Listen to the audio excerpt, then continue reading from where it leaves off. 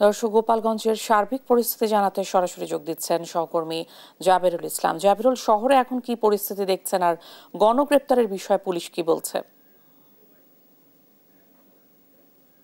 ইশিকা, আপনি জানেন যে গোপালগঞ্জে এনসিপির পদযাত্রাকে ঘিরে যে উদ্বুদ্ধ পরিস্থিতি সৃষ্টি হয়েছে সেই উদ্বুদ্ধ পরিস্থিতিতে এখন পর্যন্ত 8টি মামলা দায়ের হয়েছে এবং এ ঘটনায় আসামি করা হয়েছে 8,408 জনকে এবং এ পর্যন্ত 321 জনকে গ্রেপ্তারের বিষয়টি প্রশাসনের পক্ষ থেকে নিশ্চিত করা হয়েছে।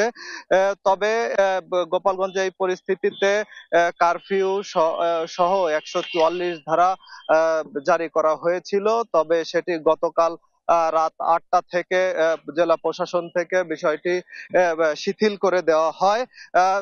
কিছু সময় আগে জেলা বিএনপি থেকে একটি সংবাদ সম্মেলন করা হয়েছে এবং এই হামলার ঘটনায় সম্পূর্ণ আওয়ামী লীগদের দোষারোপ করছেন বিএনপির যে নেতারা রয়েছেন তারা। এছাড়া গত রাত থেকে এখন পর্যন্ত গ্রেপ্তারের বিষয় নিশ্চিত হওয়া যায়নি প্রশাসনের পক্ষ থেকে। এই ছিল আমার কাছে গোপালগঞ্জ থেকে সর্বশেষ। ইশিকা।